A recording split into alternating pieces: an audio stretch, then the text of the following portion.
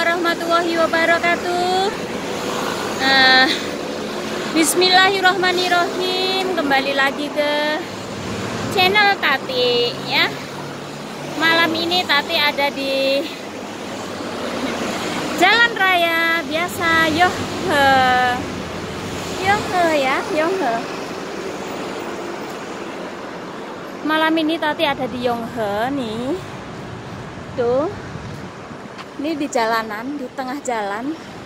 Tati ada di jembatan penyeberang. Ya teman-teman ya. Ini Tati mau cerita sedikit. Mungkin ada cerita ya dari Tati. Semoga kalian menyimak baik-baik.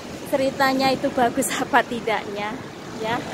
Tentunya saya pesan ke rekan-rekan semua, teman-teman semuanya ya, ke rekan-rekan dan teman-teman semuanya, saya akan cerita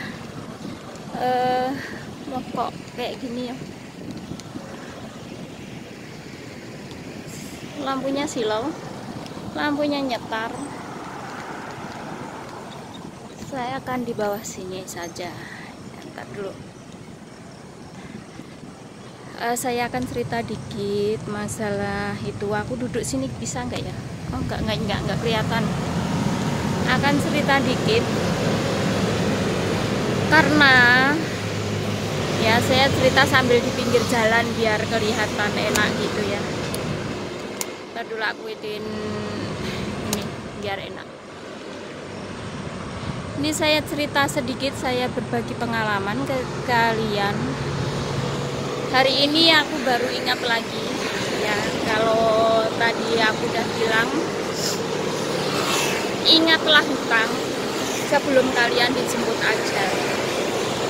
Ya, saya udah bilang, saya udah dari dulu ya, khususnya untuk yang pinjem duit sama saya ya, yang bersangkutan sama saya, tolonglah kalian itu sadar. Ya di sini saya nyari duit itu susah, bukannya enak. Ya cari duit saya ngosek WC. Ya kan, saya ngosek WC di sini sambil berpeluh-peluh, keringetan, kadang belum makan juga kayak gitu. Ya udah ngumpul, udah dipinjemin duit malah ngilang, nggak bayar hutang tapi ngilang. Ya khususnya yang ada di Tegal. Ya yang di Tegal, khususnya di Pangkah, yang di Pangkah ya. Di sana ada seseorang yang pinjem duit saya. Kalau cuman 1 juta 2 juta saya nggak tanya ya. Kalau cuman 1 juta 2 juta saya nggak menanyakan.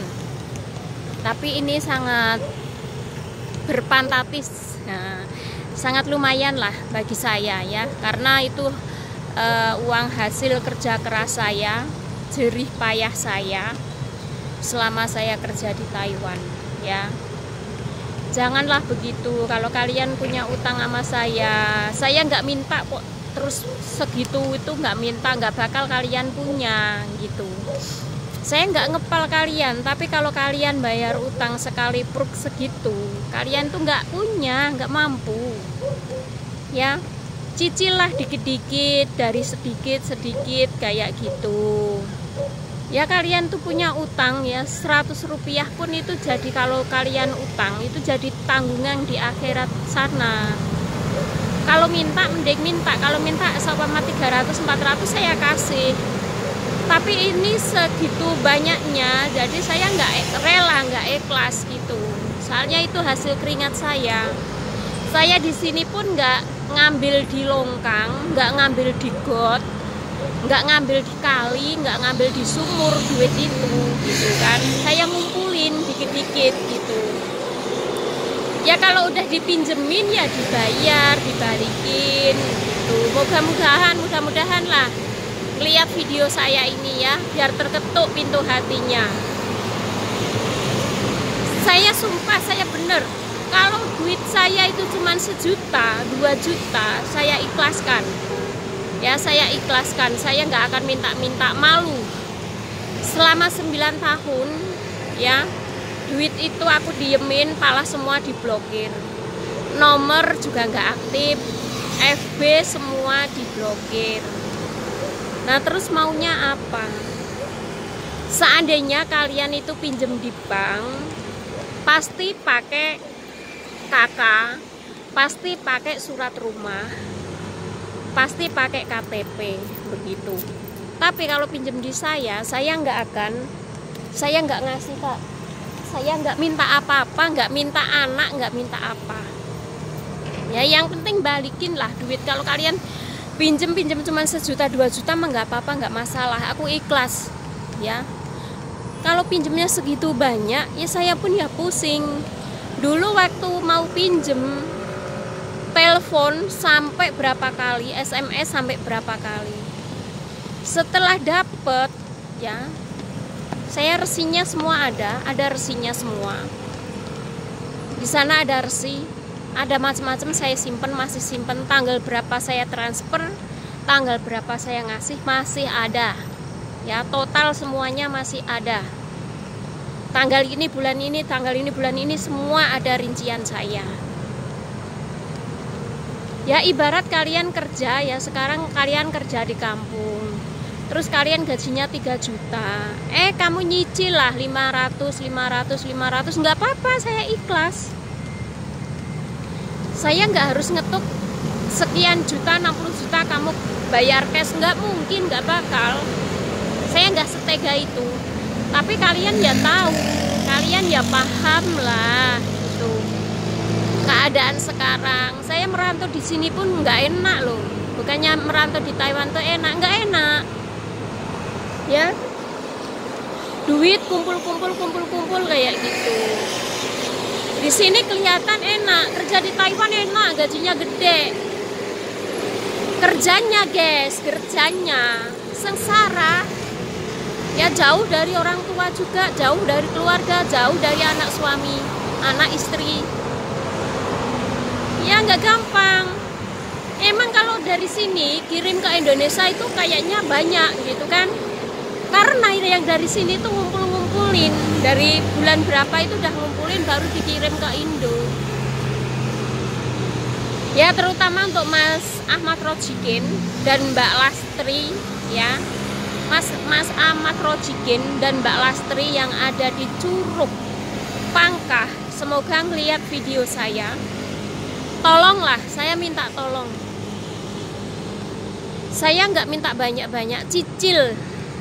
Ya kalian nyicil, berapapun kalian dapat duit, berapapun kalian punya duit, kasihlah ke saya. Saya nggak minta banyak-banyak.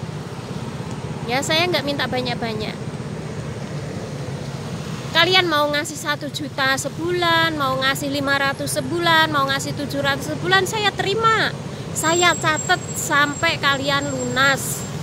Saya kurang gimana? Saya kurang sabar gimana?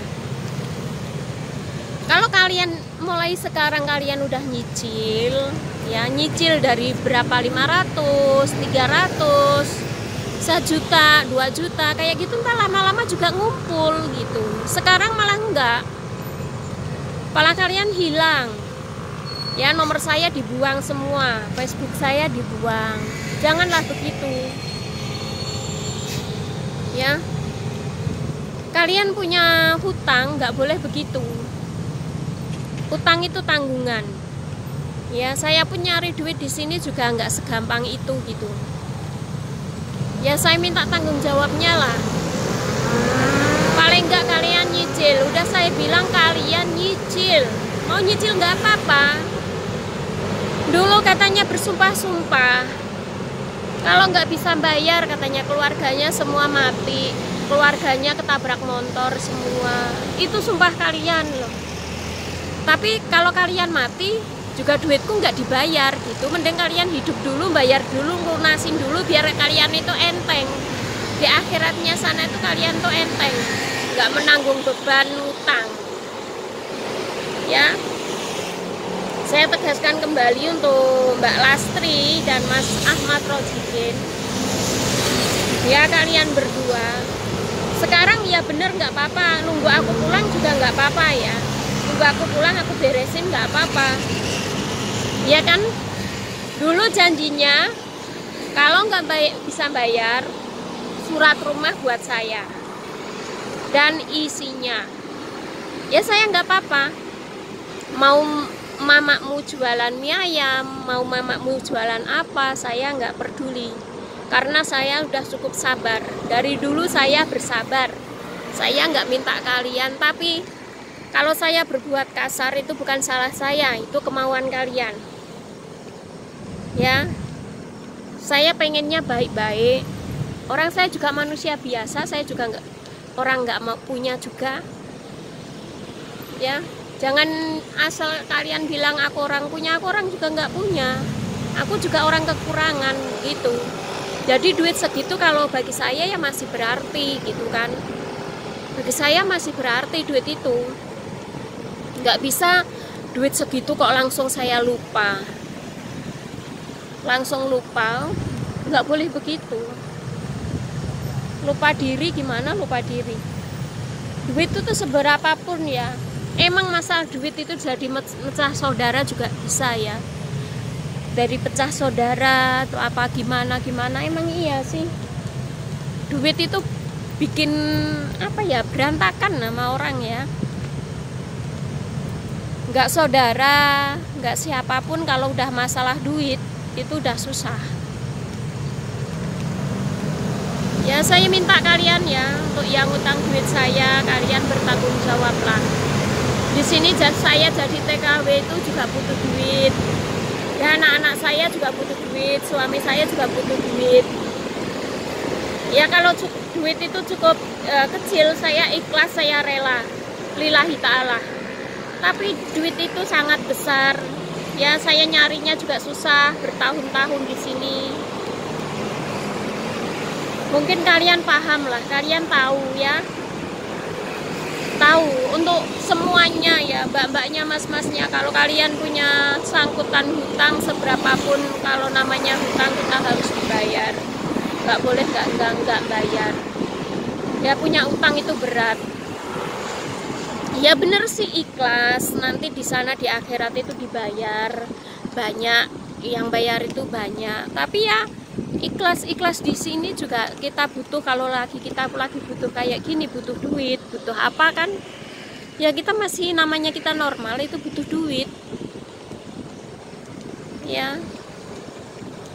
Bener saya jengkel, saya sedih ngelihat saya begini ya. Saya kerja di sini begini sengsara. Ngosek WC, ngepel, ngapa, kalau malam juga nggak tidur kayak gitu ya. Saya nyari duit itu.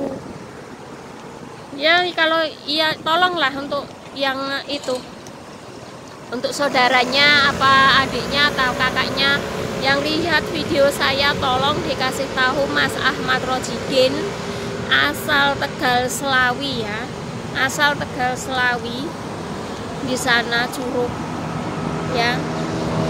Dulu janjinya gimana, ingat ya, ingat janjinya gimana, mau mulangin.